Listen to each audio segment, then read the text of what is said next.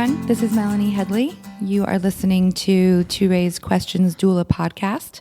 I'm sitting here with Thérèse Hakoun. She is the executive director of ToLabor, a training and certifying doula program all over the country and elsewhere. Yes. Yes. Hi, Melanie. Let's say hi together. Hi, Melanie. Hi. It's good to be here again with you, of course. It's good to see you. Yep. We were just talking about, I've got a little bit of a cold, so I'm sorry if my voice sounds a little strange today. She asked me she said, I have man voice. And I said, I always have man voice. So what? I have a deep voice, and your voice sounds normal to me. I'll talk like this. Yeah, we were going to talk like this. Anyway, okay. So here we go. Thanks for listening. And we really want to say thank you so much to all of our donators who have given money to just sustain us and help us record and edit. And, maybe Matt, our editor, will edit out the man voice comment, and you will be so thankful for that. But so if you like what you hear, and if you're learning things, like I said last time, I think I learned something every time we do this, just sitting across the table from Thérèse. It's she's such a wealth of knowledge, but you're kind of getting a consultation here every time that we talk. So please donate. Please help us continue doing this. And, it's forever evolving and changing. And whatever you give, $5, $20, $100 really, really helps. So you can go onto our website, tolabor.com, and scroll down to the bottom and find where it says donate, or go to the left-hand side with all of our tabs. You can kind of go into the site, and on the very bottom of those tabs is the donate now button. So a couple different ways to find it, and donate. We really appreciate it. Thank you very much. Which brings us to our drawing. I know. It's exciting. It's the drawing day. It's after Thanksgiving Day. So I'm going to draw some names. Okay. And we've divided them up according to the categories of donation that we had put out there. Yes. And so I guess I'll do... the 25 or more? Okay.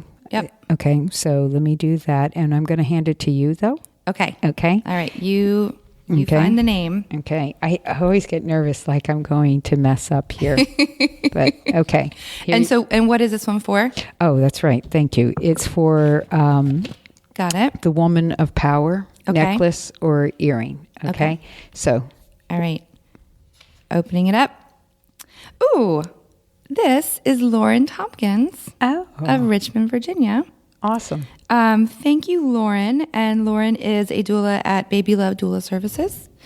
And Lauren, you won. Yay. Yay. Wonderful. And Lauren, can you send an email to us at ToRAISE Questions @gmail.com. Right. To let us know whether you want the necklace or the earrings, whichever one. Yep. And then shipping will be easy for you. Yeah.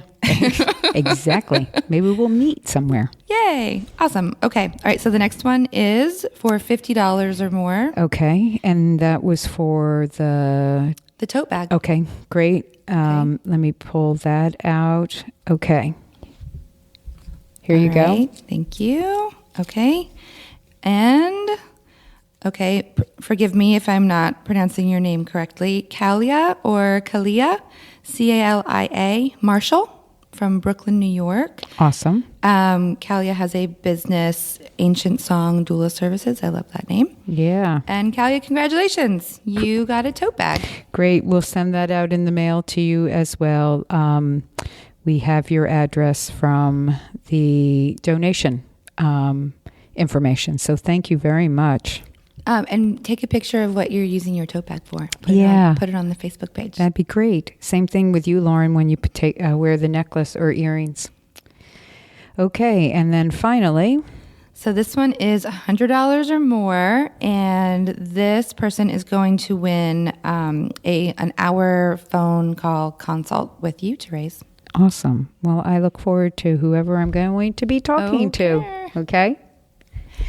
All right. Okay. Let's see. And this is Heidi Bronson from Tucson, Arizona.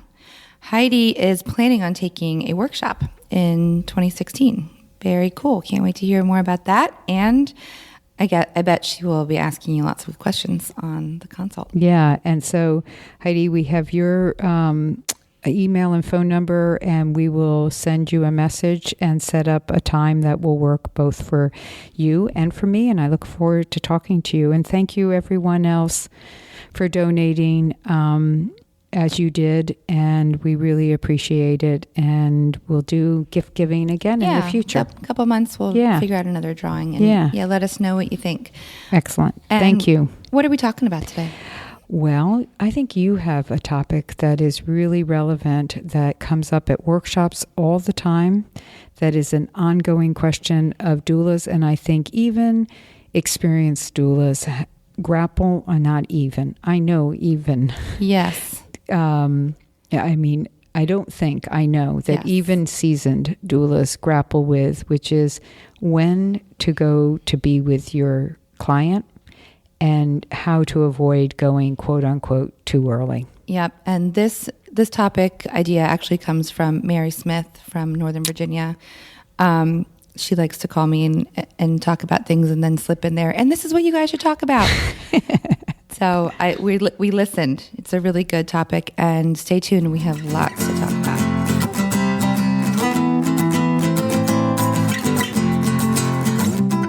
All right, we're back. So we are talking today about when the right time to go to a birth is. Right, because one of the things, and I think Mary's idea of this was really important, and Mary has been doing doula work for a really long time herself now, I think 7 or 8 years or something like that, and a couple hundred births. I'm sure she still grapples with this, but I'm sure she's gotten much better at it. But it's one of the most common questions at workshops is, when will I know to go? How do I know when to go?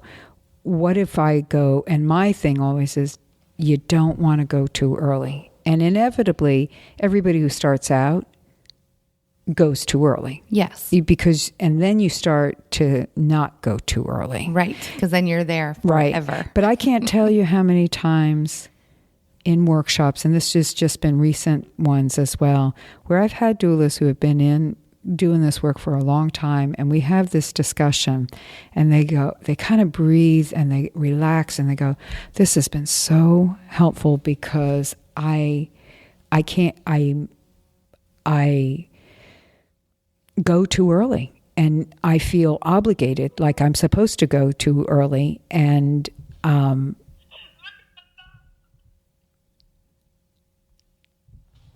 oops, we'll cut 136. Okay, 136. I'll listen to. Okay. So what they end up feeling is like they were given permission and an awareness, or maybe it's more of an awareness of, I don't have to go the moment my client calls me. So right. I want you to kind of talk about this a lot, because I think we've told actual stories about you, I think, in the past on podcasts, that Melanie is pretty good at gauging when to go, as she shakes her head and puts her head down onto the microphone. So if we had podcasted when we were supposed to podcast on Monday. And we didn't because Melanie had a birth. Right. Yeah. Then I would have probably given you a whole different spiel. And this is why this topic is so complex. And I think that a lot of things come into this where this business, first of all, is so unique because we really are there to support and really create this sacred space around a woman giving birth. That's it. And yet it's also a business. And so it's hard to, self-care is really difficult. Huge part of this. As, within doula work. And yet, you're there to support. A lot of times you are really looked at as a service person. Yeah. And, you're there to take over for the partner or the other support person or whoever, and no one's giving you a break. I know. You know, it's not like you're on a shift. It's not like if we compare it to going into the hospital for nursing care, the nurses leave they're in and out, and when their shift is over, they go home. Mm-hmm. So they have self-care built in. And have you been to the birth where it's been a really long time, and then you've got maybe, you know, the second or third tier of family and friends come and say, well, you know, or talking to the partner, like, well, what can we get you to eat? I know you're hungry. Let's get, what can you get you? And you're like, I'm over here. Okay. Yeah. All right. Yeah. Exactly. I'm good. I'm a machine. I don't need to eat. Isn't that strange how people forget that you might, and we know that not everybody's that way. There are people who are like, what can I get you? Mm-hmm. You know, are you doing okay? Do you need to, and you don't want that. Right. But you do want those people on the outside who can do that. And that's something I've gotten a little better with too, with really taking the help that's been offered. You know, I had a wonderful Afghani family, and they had made all of this amazing food and said, well, we've got all of this here. Would you eat? Yes. Thank you so much. That's good. But so that's a piece of this work that you don't have a shift. You're there, and it is hard to leave once you're there. And so that I want to talk about that too. Yeah, because that's something we talk about as well. Once you come in, two things: it's really hard to leave, and you really shouldn't leave. But sometimes you can leave, and sometimes you should leave. Yeah. Oh, yeah. Yeah. So.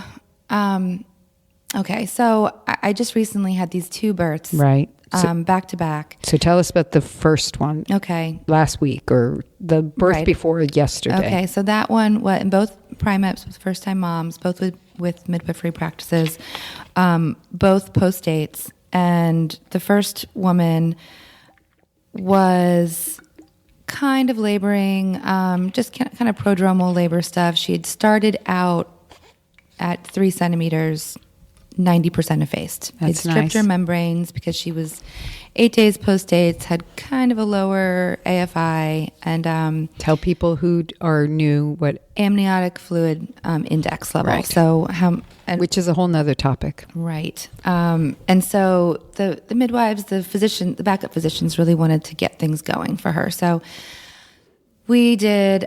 She did her membrane stripped, and then. Didn't really do anything. And then the next day she did a castor oil kind of snack with her midwife's prescription of that. And it kind of got things going and then fizzled out. And then we did some pumping, which doesn't really ever work for a primip. And that was kind of... And I have to, you made me think, I just have to say this. Isn't it such a shame that she was having to work before she had to work? Yes. And that's so hard. Yeah, and the psyche, what's going on with that, because she's not in labor yet, but she's working like she's in labor to make something happen. Yes. And so when I'm put in that position as a doula in those situations where, you know, I'm not the provider. Mm-hmm.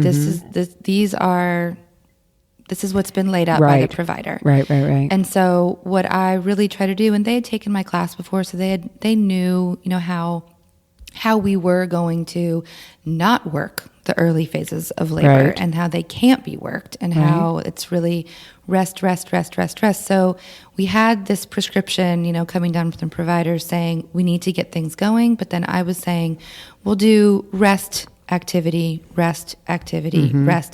So it's kind of just taking the day to like be together with you and your partner and just get all that love going on. They had sex. I was so proud of them. Like, all right, this might sound a little crazy. Have some sex. I know you're probably 4 centimeters dilated right now. Do it. And they did. So they were really good listeners. They were having fun. Yeah. Can I interrupt you? I apologize. But before you go to the next part, I want you to tell listeners why you think prima gravida doing the breast pump doesn't usually work. Well, and so in my experience, it hasn't really worked very well. I do know some doulas who use it, and they have this kind of strict regimen that they've gotten some good results from. But I find that if a woman hasn't breastfed before, then those hormones aren't as accessible and aren't as there to be released. So, and I ask because that was never a method I used, like pumping. I think pumping has become so commonplace nowadays. Nipple stimulation, yes. But I always thought of nipple stimulation as more that sexual, like having intercourse, and pumping seems more mechanical, like you really are hormonally trying to do something different. So I'm just curious about that, and be curious if other people have what their thoughts are about that. Yeah, we'd love to hear from you if you use it in your practice. Yeah, and what are your what think about? Does it work better on multigravidas, or is it you have equal success, or have you even tried it? And it's not, and you're not, and like you said, you tried it. You suggested it. So it's not like Melanie is saying, don't do it. Right. You can try it. Right. But know that there's other things that you can try as well. Yeah. So, and then the midwife said, well, we can try to do another dose of castor oil. So we ended up doing another dose of castor oil. And I had, now we're getting close to evening time. It was getting dark. And I know it's just when things aren't happening and night is falling, I like to check in. So I went over there and I got in, and my goal was to get them into a labor mindset. So they had been having fun all day. They had people coming in and out, and I wanted them to get ready to have a baby. So I went in, and all the lights are on, and the TV's on, and the mother-in-law and the mom are there. Everyone's there, and they're just, sitting around talking. And so I love it. If you could see, I should be taking photos of Melanie's face and how she's feeling stressed out, but laughing at the same time. Right. So I'm a nice person. It's hard for me to sometimes be firm, but I can be firm when I need to be. So I went in and I said to my client, let's have a one-on-one. Let's go in your room and let's kind of get together and let's talk over the plan, what's happening.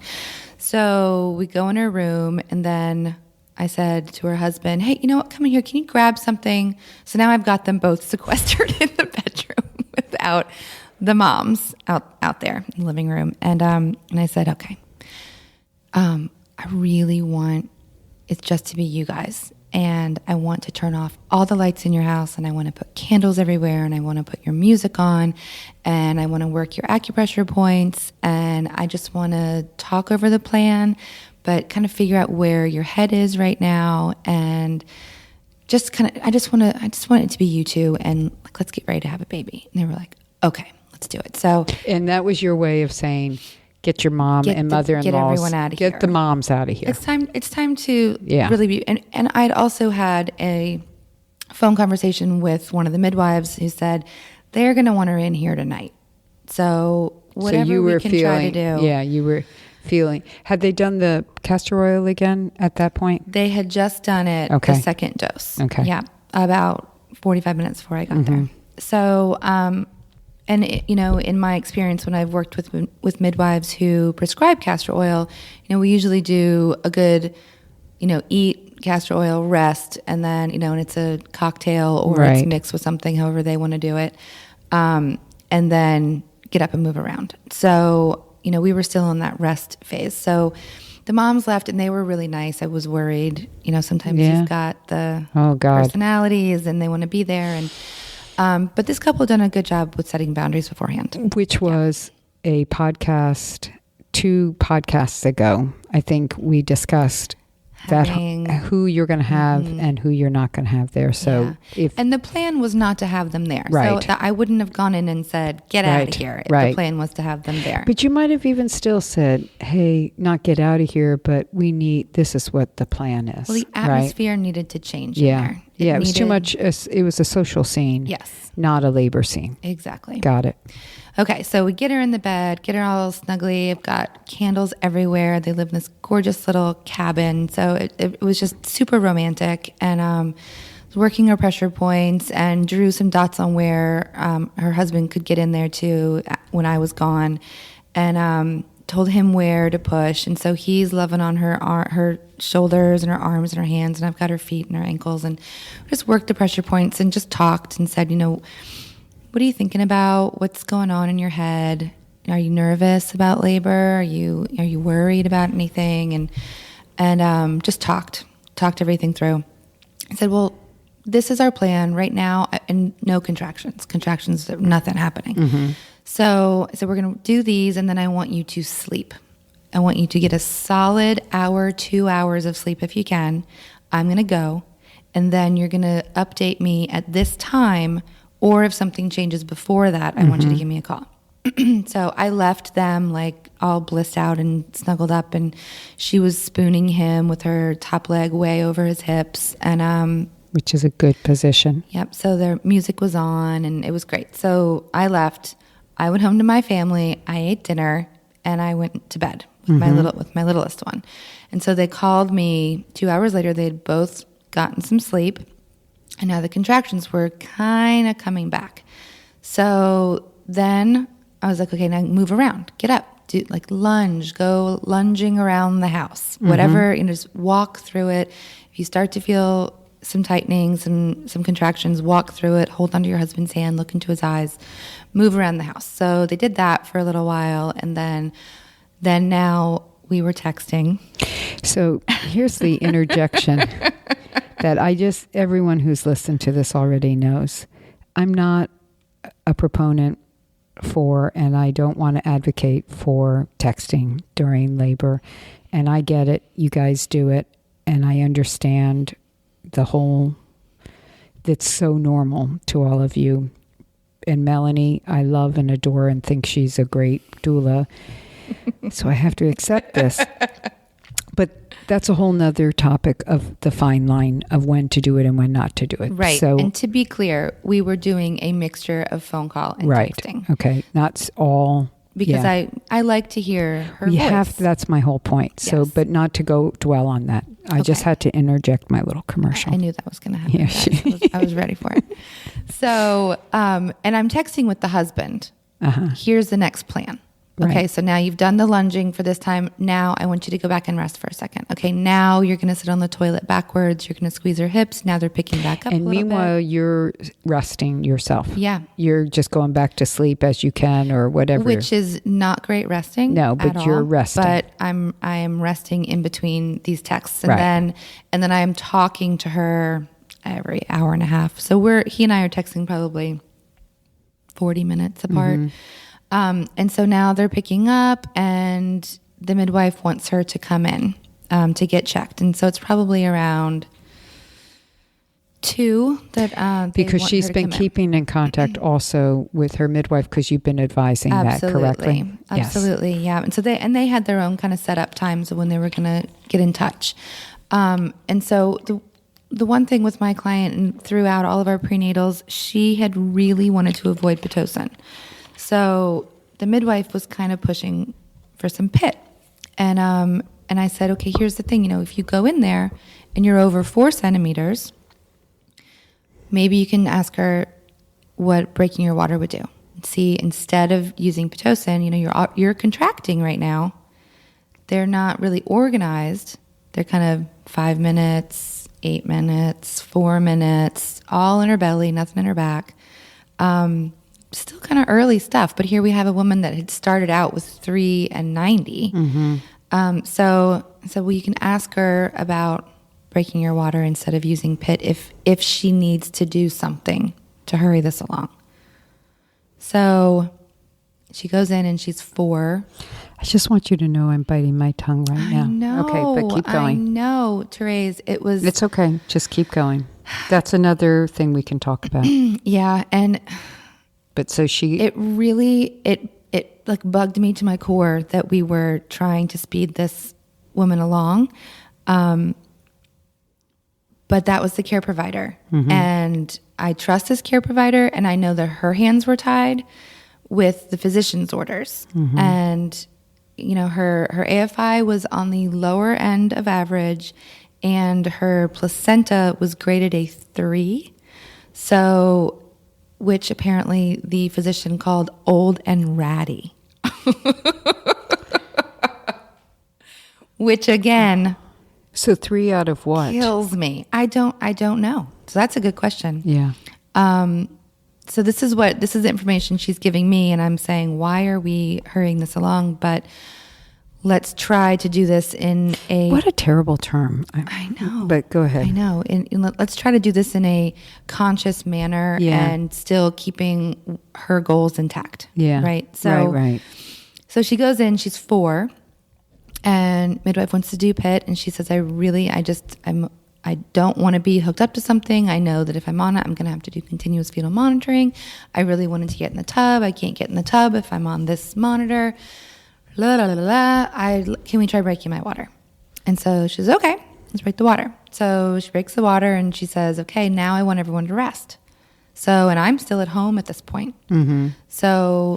And you felt comfortable them going in because you had prepared them so well, though, yeah, too. And that was the plan. They went into the office. Oh, it was daytime in the office. No, it was 2 a.m. So she met them in the office to good. check. See, that's a different kind of care, too. I mean, but then they were quickly moved to L&D to break water. So got them in, and they let me know what the plan was, and they were going to rest.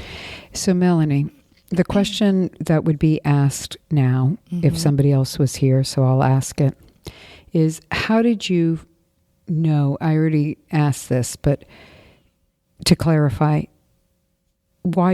how did you know it was okay for them to go in without you, even knowing that they would be checked and they were going to stay anyway? You basically know that the midwife, even though she's checking them in the office, and she's going to, because of the pressure that you said it sounds like there was, that the likelihood of her sending her home was not happening. It was not happening. Right. So what was it? What were you communicating with them that made you feel comfortable they could go in?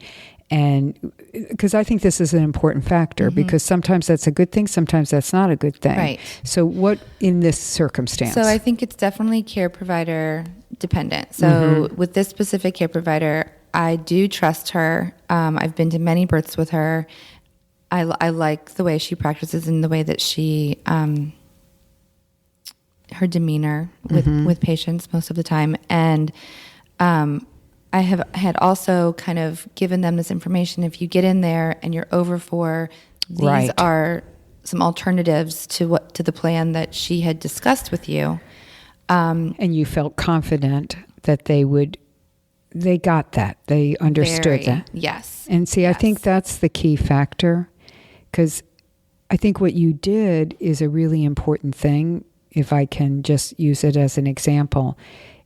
Doulas, and everyone who's listened to this has already heard me say this. People who take the workshop hear me say this. We need our clients to trust themselves more than they trust us. And what you were doing was you were giving them the information. You were trusting that they heard it because of how you communicated. You wanted them, I know there's the selfish side we can talk about, you're taking care of yourself not to get there too soon, but you also want them to feel confident that they can do this on their own, because they're going to be parents and they're going to have to do the parenting on their own. So, I want to point that out as to why we don't always have to go in right at that moment with somebody. And this was a couple that were really, really prepared. And the partner wanted to be, he really wanted to be the main support person. And so my role with them was really to answer their questions, provide them with information, and really facilitate him being the main support person. And so they felt very comfortable going in and relaying the information back to me to see if that was still within our plan that we had discussed. So they let me know. They called me from the office and said, she said she's going to break the water. We're going to go over to labor and delivery, and she really wants us to get some rest, and then we'll see if things pick up. And I said, Great. You guys feel okay with that? Yep. We're still trying to avoid the Pitocin. We understand we have to be in here now, but things are still kind of sporadic and we're still in that resting phase. So we're going to rest. Great. So then I get a call from them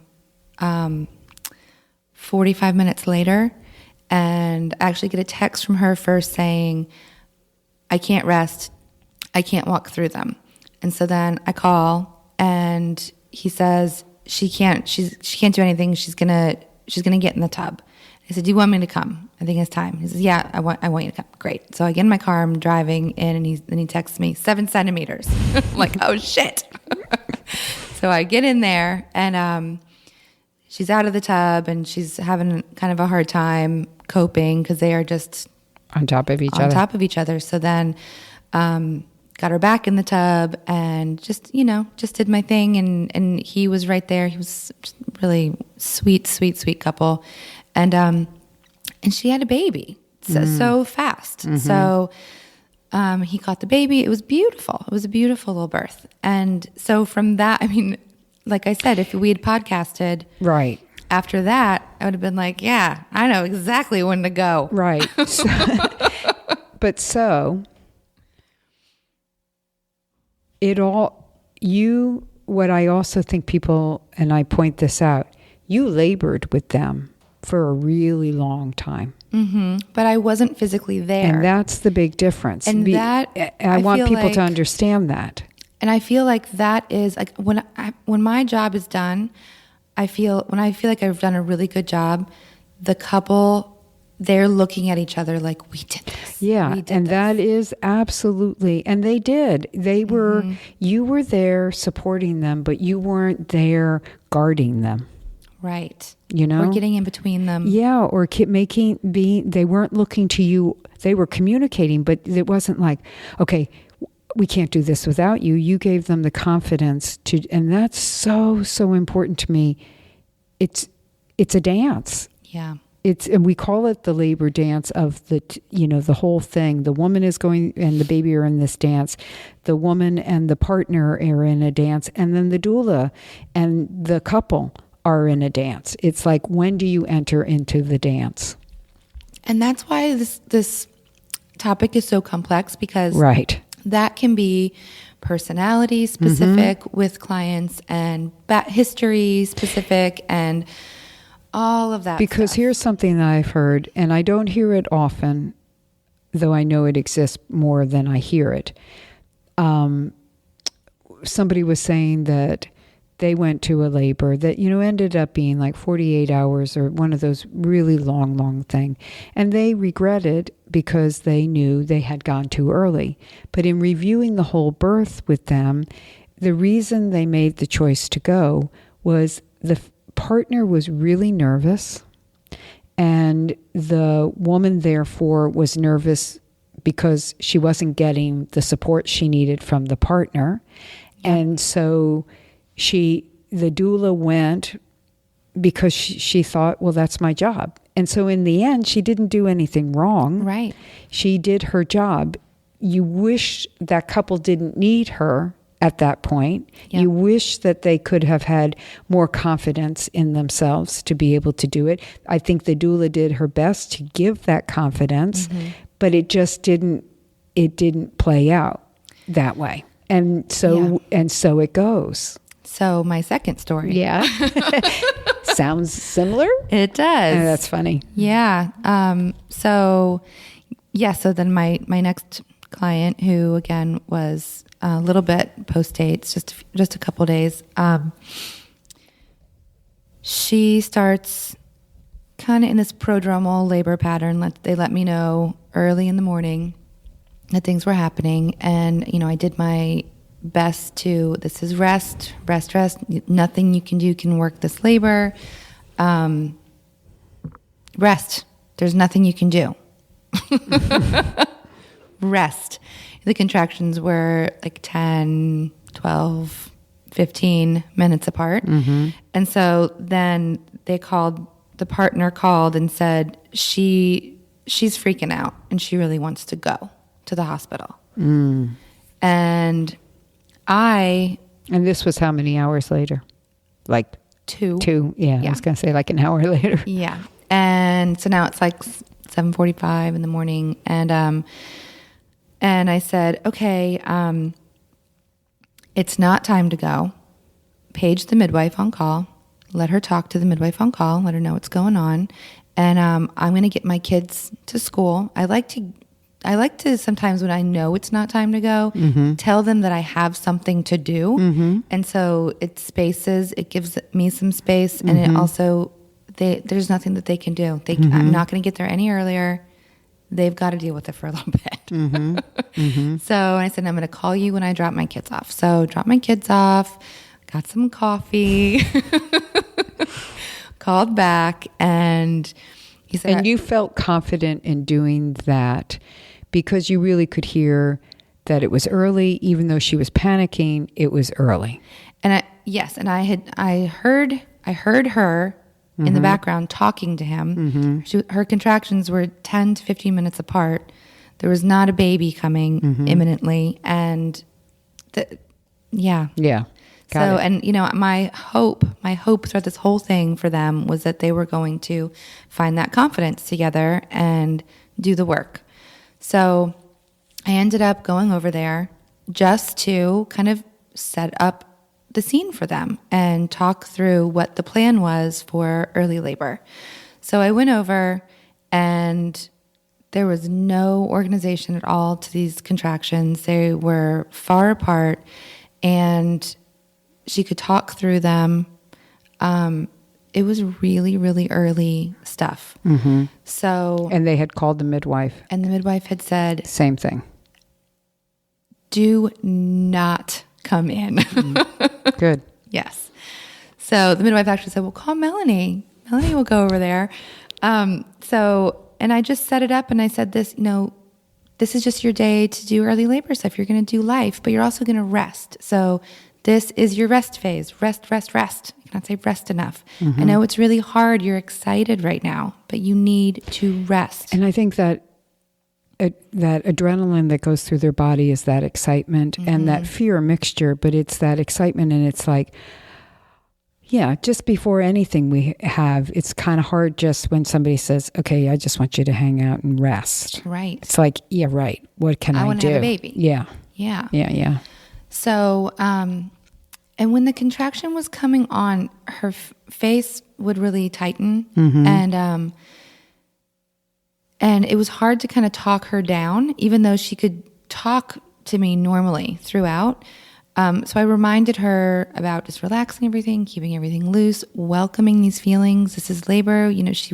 She had been kind of texting me for a couple of weeks about different things. I'm like, look, this might be it. So she'd had some bloody show at this point, and said that this is what you've been wanting. This is what you've been hoping for and anticipating, and this is exciting. It's really, really exciting, but it's really, really early, and you've got a lot of work to do, and your body and your baby need you to be hydrated, need you to be nourished and rested. So get something to eat. I sent her husband in the kitchen to make something for her, get something to eat, and then she would barely eat anything and barely drink anything. And I said, okay, well, we're going to rest. So put them in the bed.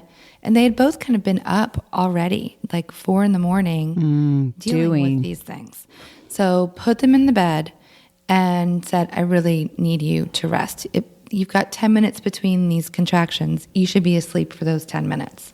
So I left that with them in the bed, all the lights off, curtains drawn. No one's going to work today. You're going to be doing early labor, doing life at home. You're going to rest. You're going to get up. You're going to eat something, and you're going to go for a walk. Go down by the river. Go take your dogs out. You're doing life. There's no reason to focus on these things right now. So then they call me right when I get home, like 20 minutes later, and said she's just thrown up. She's thrown everything up that she ate. Like, oh, okay, well, all right, what can we do? And they both are in the medical profession. So like, we've got oral Zofran. I'm like, well, call your midwife. Yeah. The midwife said, fine, take some oral Zofran and rest. So everyone's saying the same thing. Right. Rest, rest, rest, rest, rest. So go on through my day. They are... Hold on one second. Mm-hmm.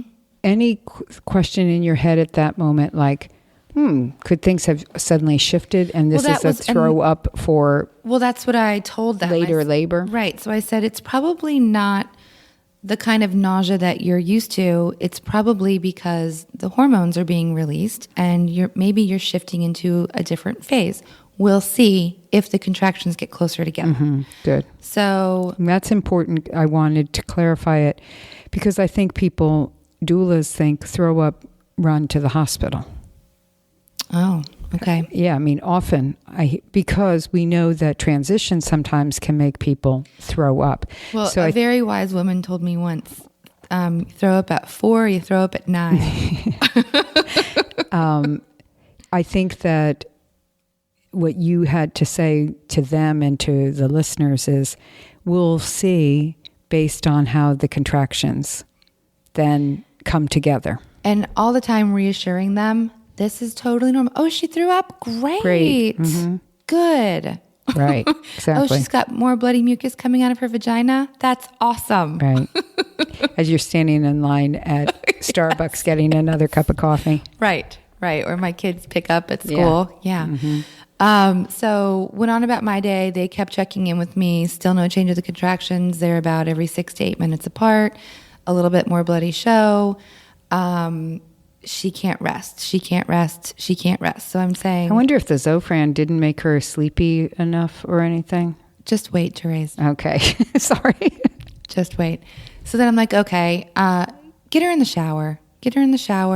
You know what? Better yet, get her in the tub. Yeah. Get her in the tub and see if she can relax. So she's in the tub, not relaxing. I'm like, okay, partner, you need to sleep. Let her have the tub experience. Put some music on in there for her. You need to have some sleep right next door in the room. So then he's texting me from his room. I feel so bad that I'm sleeping. And I'm like, Self-care. You need to sleep. It's okay. This is still really early. It's okay. So, so then about 6:30, he texts me, I don't know how much longer I can do this. I'm getting really exhausted. She's getting frustrated with me. Blah, blah, blah. I'm like, okay, I'm going to bring you some food. What do you want to eat? Order dinner somewhere and I'll pick it up and I will bring you food and we'll see what's going on. So got him dinner, show up. And this is something I was talking with midwife later. It's it's fascinating to me. What time? I'm sorry, Melanie. 6:30 6:30, okay. It's fascinating to me how and this is not the first client I've had who, prior to labor, they're so excited and anticipating and preparing for and doing all the reading and getting really exciting. Into it. And then once it happens, it's almost like treating the labor with disdain. Yeah. I totally get, and I think it's a whole big educational topic as well. And, resistance. My resistance for everything. No drinking, no eating, no resting, no relaxing, no breathing through the contractions. And no clue beforehand in the pregnancy that this is because of what you just said. No. Yeah. And I've worked with clients before that have had abuse in their history, right, and have seen this play out a little bit in labor, where they kind of regress into like this adolescent and they're not listening and they're not taking direction. Right. And this almost was what it felt like to me, except it was, we'd gone over her history. There was nothing that I knew of that. And she hadn't expressed fears. And I kept asking what's holding you back? What's holding you back? Why can't you relax? Right. And I had said, and when I showed up there, I said, everyone, let's just take a minute to remember what we're doing here. This is your labor. This is not anyone else's labor. This is not your neighbor's story or your sister's story or your mom's story. This is your labor. This is what you've gotten here. And so we need to treat it with respect. That's great. That this is your labor. It's not going to change. So we need to let go. Yeah, because I've been there when I hear women say, well, what about everybody else gets? Or why is it easier for other people? And I totally get it. So it's not a judgment when I hear it. But what you're bringing up is excellent response back. It's like, it's not theirs. And this is who knows why. And then, treat it, this is what you have. This is what you have to accept. Right. Fighting it isn't going to make it any different. Right. Matter of fact, we know it's going to make it worse. And in some way, you have to let them know that without being discouraging. Exactly. So that'll be in the other part of the story. So let's see, he ate dinner. I worked her pressure points. I showed her some different things she could do, and I started getting her talking to me. And so he said, this is the most she's talked all day. She's been really withdrawn. She had a very interesting affect, a very flat affect, like just not engaging, not making eye contact. So I just it was very weird. It sounds very much like abuse in the background of some sort or another, or a response to some experience in her life. Right. And so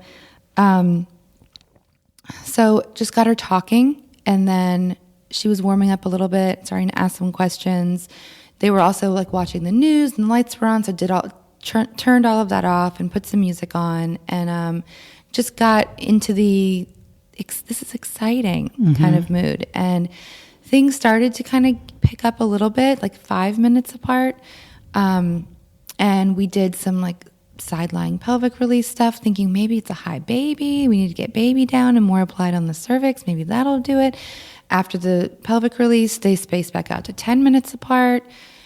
I was like, what is going on here? So then I'm looking at her and I'm like, okay, you are hungry. You're starving. You're dehydrated.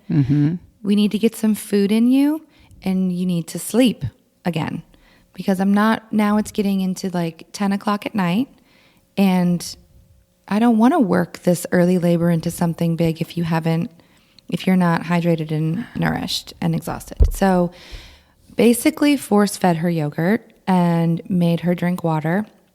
And sometimes, this goes back to things I've said before, Melanie, as well, which is you have to be that firm person. It's like if they go into that adolescent behavior, I'm going to... Excuse me. You have to be kind of the mother then and say, well, but you are going to have to do this because you're not saying that's what you hired me for, but that's what they've hired you for in this case. Exactly. So then I find out that his mom is on her way from, a town 2 hours away.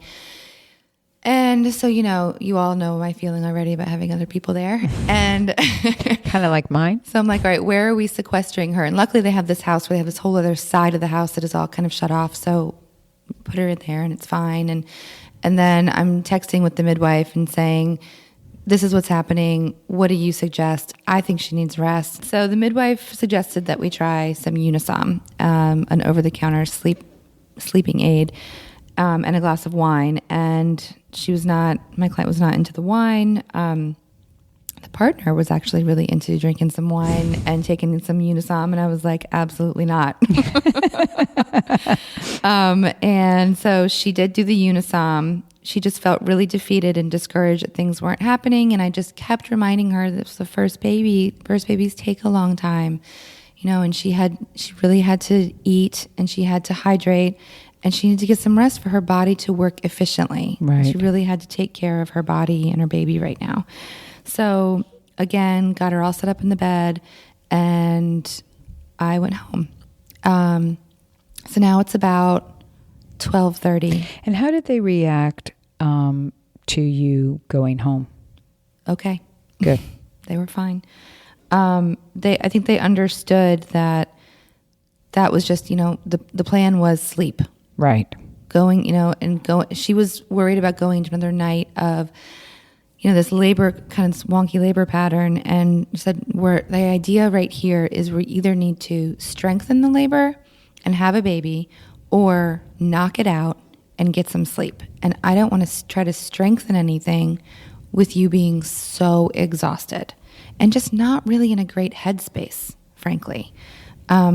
So decided to knock it out. And I got home, got in bed. She texted me about an hour and a half later. Cannot rest. Can't rest.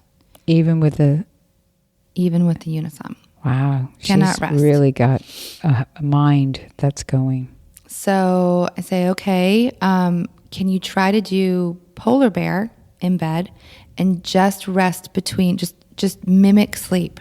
Walk your body through a meditation in your head. Relax each muscle as your mind falls on that muscle. Like just walk through a little meditation. Polar bear, just rest. Try. So then she texts me back. I can't. No, then he texts me. She's up and pacing. She can't get any rest. I said, how far apart are the contractions? 8 to 10 minutes. So she's pacing in between these 45-second long contractions for 8 to 10 minutes, which is exhausting. So I said, okay, 8 minutes apart equals resting phase. Like now I'm starting to get a little upset. You're getting more and more clear. You're getting more and more firm. Getting more and more firm. And I said, put her in the tub. Put her in the tub. Turn off the lights. You get in bed. She needs to rest. So then she texts me at about 5. So now it's another hour and a half later. Texts me at 5 and says, these are really hard in the tub and I'm trying to let my husband get some sleep. Meanwhile, he's saying, I can hear her in the tub. So I said, okay, I'm going to get my stuff together and I'm going to come back. He needs to get some rest. So I get my stuff together, get in the shower. I'm about to leave when she calls and says, actually, I just fell asleep in between. I think I can do this for a little bit longer. I'm going to give him like a good solid 2-hour rest. I'm like, okay, fine. So then I go back to sleep and I go back over there at around 9:30. So now it's a whole 24 hours later to the first time I went over. And there's no organization, nothing. So midwife, now it's new midwife on, and she's saying, you know what, I want to bring her in and see, because her cervix had not been checked yet before going into labor. Let's see what's happening. Why is this pattern so strange? Let's just check her in the office and we'll come up with a plan. So we all go in and she gets checked, and I probably wouldn't normally have gone with them, but I also work there. Okay. So I kind of needed to check in with my own job. So so that's important though. You may have let them go in. Yeah, I would have let them go in and have done that on their own. Like you did with the other couple. Okay. But you didn't because of your own work situation. Okay, got it. Yep. So she was 4 to 5 centimeters. It was like, woohoo. All right, now we have some information. And I think that the information kind of gave her a little lift in her step, and she was happy with that. And the midwife again said, but you're exhausted and you're dehydrated. I need you to drink a big glass of water. I need you to get some electrolytes in you. I need you to eat something. And I want to give you a Phenergan suppository and Ambien and knock it out so you can get a good 2 hours sleep. And then hopefully this pattern will reset and we can have a baby.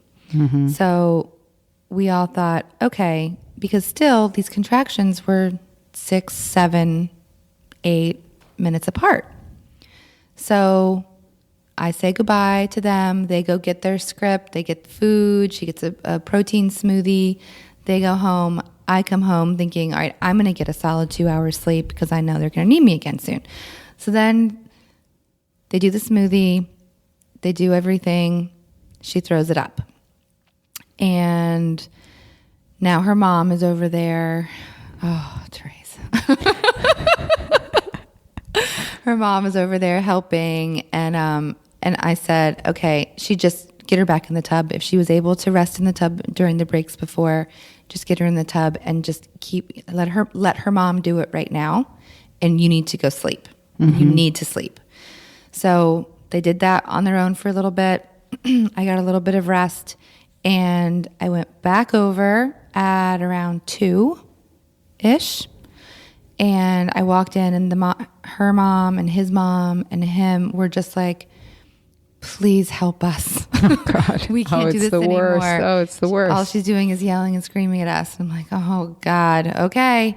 So I went upstairs, and she's just like a caged animal in there, just not getting the support that she needs to get. And I've only ever had to do this one other time in my doula career, and that was when I had someone in the Army, and she was like, I need a drill sergeant. So I took her by the shoulders, and I said, you cannot get out of your body. This is your body. Your labor is not something that is being done to you. It is coming from you. And this is what is going to bring your baby out. You need to surrender to it. You need to let it go, and you need to work with your body, because all you're doing is working against it, and it is not going to work. Your baby will not come if this is how you're going to act. I'm here with you. I'm not leaving you. We're going to do this together. I'm going to walk you through, but I need you to listen to me. I need you to do what I tell you to do. And something in her clicked. Isn't it so important? I mean, Melanie, your words are so, so important. And it's something that I want to stress to people. You need to talk to them, all your clients, about prenatally. It's like I have brought this up at workshops sometimes. There was a midwife on this film who, actually, it was a woman who said, I suddenly realized that what I was feeling was my own body. That when I realized it was my own body, I merged with it, and it changed everything. Yes. And I've used that as an example, like, talk about that prenatally, talk about it like you did as need be in the labor, to remind them, this is not happening on the outside of you. All your words, I don't have to repeat it, was perfect. And it's that firmness and that directness. And was her husband there at the time to hear you? And that's a shame, only because it'd be great for them to hear it too. Mm-hmm. But it's irrelevant in the end. It's her who needs to accept that. And if she doesn't at that point, then you kind of know, okay, it's not happening. Right. And, I think she was scared. I think that she wasn't getting the support she needed when I wasn't there, because they just didn't know what to do. Mm-hmm. And they were scared of her, mm-hmm. because she was getting really intense. Mm-hmm. And so I calmed her down with that, and then walked her through coping with these next contractions. And they started to get a little bit closer together, for 5 minutes apart, and stronger and longer. And then she finally got into a really great rhythm with them, where she was coping beautifully. And I was just praising her over and over. Really good sound. That was awesome. You were doing such strong work right now. It's really beautiful. Good job. How did that feel? Did you feel pressure? Did you feel, tell me about how the last one felt. So we would talk about it. And then we just we kind of finally connected, which was good. And then she finally really trusted me and really listened. So, and it's funny because you think, oh yeah, they trust me, they hired me, they're paying money, but it can take a while mm-hmm. to get to that point. So, but then I also knew she was going off of, she still had not, she started eating again then. So she had like a sandwich, she had a little bit of a salad that her family brought her, and she was drinking, which was good. But I knew she was tired, and this pattern was just really strange to me. Mm-hmm. Not to mention she had a whole bunch of drugs in her. Yeah. And wouldn't knock her out. Oh, God. So finally texted the midwife and said, what do you think about bringing her in at 6 to break her water? She had more bloody show. So, and we had left the clinic at 2:30 knowing she was a 4 to 5. What can we do now? Let's strengthen. We can't do any more resting, and nothing is changing here. Mm-hmm. And I felt like we had tried. I had her husband come in and snuggle and play with her boobs and like try to do natural stuff, and nothing was getting those things closer than 4 minutes apart. So we got everything together. We get in. We get up to the room. She is 9 freaking centimeters. Oh, wow. Yeah. So with a bulging bag. And the midwife says, okay, I don't have to break your water now, but it might speed things up. What do you want to do? Okay, they chose to break it, so broke the water, and we got her in the tub, and she labored beautifully in the tub, and then she started kind of feeling like pushy. Still, the contractions are about 4 minutes apart, never getting closer than 4. So we got her into a couple different positions, got her on the toilet to push for a little while, just got her into all sorts of positions in the bathroom, really got her in that cave. Everything is dark. The nurse was so wonderful. The midwife we're all sitting on the floor. It felt really, I could tell she felt very safe. Mm-hmm. She was really opening up and kind of laughing in between the contractions now, and just a completely different person. Like, color came back to her face. Her partner was actually awake and alert and excited. It was definitely a feel of joy in the room now. And then finally got her on the birthing stool to push a little bit, but then she was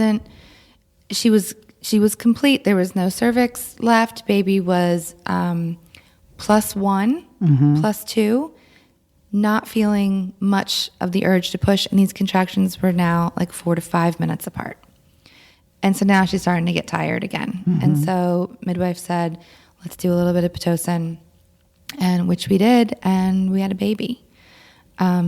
She did a really, really great job. She didn't tear at all. And I mean, it was crazy. So let me ask this. Because you went through a 2-day labor with them, and you were emotionally with them when you weren't physically with them, but you were there physically with them many, many different times. Mm-hmm. It was that in and out that we talk about that usually doesn't happen, but can happen. And you had, I guess, your proximity to everything was good too, where you weren't that far away right. from her or the hospital, mm-hmm. all those things, which some listeners, they don't have that privilege right. of that. Close. Yeah. They're, we're talking more, distance, right. which changes the dynamic as well. But, do you, and this is a question that I feel is really important to ask, Melanie, not in a judgmental way mm-hmm. of you. Do you feel, had you done that any earlier, that in her face, straightforward, it would have made a difference, or was that just the right time? I think that it was the right time for both of us. Okay. Because I had been getting there slowly and gradually with her. Mm-hmm. And I think that built up in both of us the ability to actually go there. Trust each other at that moment. And I think that's a really important insight that you're bringing up, because you already said it. It takes a while sometimes for them to trust you. And so maybe had you done it earlier, it would not have resonated with her in that way. It would have been like a resistance even more mm-hmm. from her. You would like to think, though, had you done it earlier, you could have shortened this whole thing. But I think, but see, this goes back to you were trusting, we say to our clients, trust your instincts, trust your intuition. I say to doulas, trust your instincts, trust your intuition. So you were trusting your intuition. And I know you're experienced, but every birth is a new experience. And where she's not getting Absolutely. Contractions that are getting longer, stronger, closer together. Some women will dilate with 4 to 5 minute apart contractions. Yeah. And you're like, well, no wonder you were surprised she was 9 centimeters. Yeah. Like, you got to be kidding. But some people can, but then often with the pushing, it's not enough to get, you need those one on top of each other to get, especially a prima gravida, usually and a baby out. And they just weren't strong anymore. Yeah. Well, a lot. So with end, that, when do you go? Yeah. When we sat down to talk about when do we go before we started recording, Trey said, so when do you go? What are we going to talk about? And I said, when your client really needs you. That's it. And that is what I always say in the end. We push them, we build up their confidence in their pregnancy. we build it up early in the labor. We enhance that in them. And then in the end, you come when they really need you. And Melanie gave an example of coming in and out in both stories, some, and this one more than the other one. And that doesn't always work, so I don't want you to think that it always works. Sometimes you enter and that's it. You're just there. And that is most likely the case. Yeah. Or you go at the last moment. You're meeting them at the hospital. You're never even at their home because you've done all this great work with them on the telephone, and then they know it's time to go into the hospital, and so and then you're there for the rest of that. Right.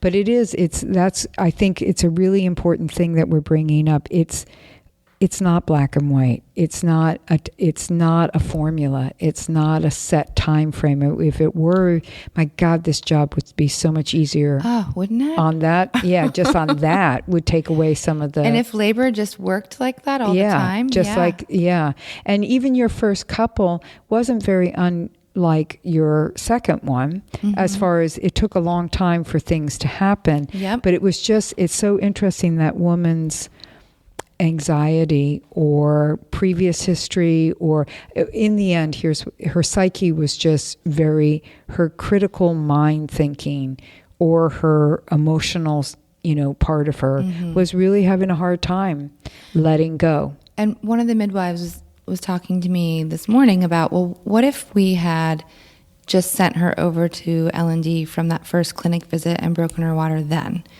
We could have probably could have missed all of this. And I said, but then she wouldn't have gotten to 9 on her own. And she's so proud of herself for doing that. And she went through such a transformation that at home, that wouldn't have happened. And it would have felt so clinical. Yeah, all of that. And going back to what I just said, I think her mind wasn't ready for that. Right. Her mind, body, spirit wasn't ready for that yet. Maybe it would have worked, or maybe it would have done nothing because she wasn't ready yet. And if her body did allow it to happen, her mind wasn't ready yet to have that labor in that way. And in the end, like you said, what was most important is she feels like her body did it in the end, And the Pitocin, there it was, and it was used. And could you have thought, well, let's do nipple stimulation, let's do acupressure, let's do these other things let's just let it rest and wait for it to build up? Sure. But it also is understandable. This has been going on for 2 days. Is there a point where it's just better for her sense of well-being to say, okay, we're coming to the end of this now? Right. And we have a tool that can help you with this. We don't always like that, but sometimes it's the appropriate choice. Yeah. So crazy, because I think if I had taken Zofran, Unisom, Phenergan, and Ambien, I wouldn't be here for the next week. I mean, I could not handle that at all, and not be eating, having an empty stomach with all of that in you. That's just the power of the mind, though, to me. It's so powerful. And what you did was so perfect of being right in her face in that really firm, positive, clear way. Like, you got to do this. You just got to do this. And how you said it. So I think it was great experience for you to share. Thank you, Melanie. Thank you. And thanks, everyone. I hope you got a lot out of that. I think we all did. And stay tuned. We've got a tip. Thanks for listening.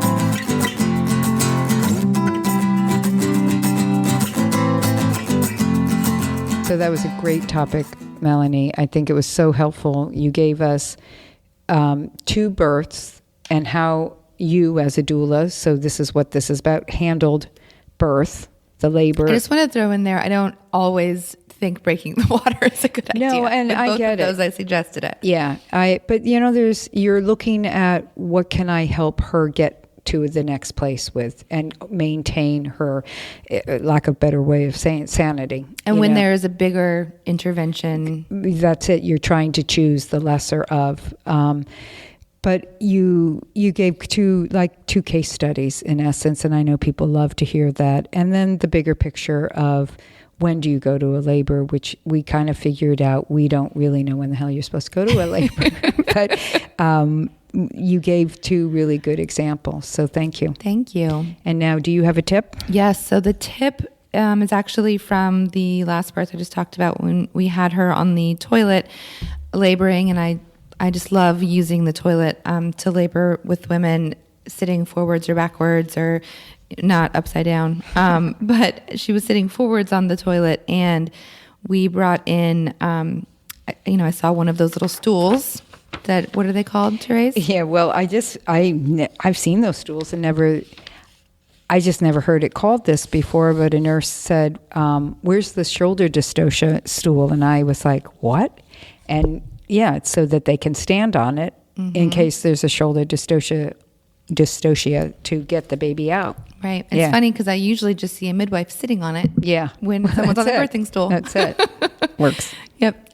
So I grabbed one of those and put it under one of her feet and asked the nurse to see if she could find another one, and she had another one in there. So we kind of set up this little squatty potty like scenario for her, and it really helped her bring the baby down and kind of put her into a deeper squat in her pelvis. So. And that's really good. And if you can't find one of those, which you should be able to, and you can always ask for a second one, is you could get down on the floor, ask the partner to, and right in front of her, and either be sitting or leaning, sitting on your back, your legs, and put her feet up on your thighs or their thigh, the partner's thighs, and that will elevate. Or get toilet paper rolls if they're available to put under her feet, something to elevate in that way. But that stool should be in the room. And so, would one of those have worked with? If you just had ended up with one, could you? They're both? not. Then your legs aren't quite far apart enough. That's it. So, but then we were kind of taking one out and like shifting her hips, like a lunging kind of thing on the toilet. Yeah. Yeah. So good tool, and if nothing else, you're sitting on it. Right. Yeah. So thanks, Melanie. Thanks, everyone. Thanks for listening, guys.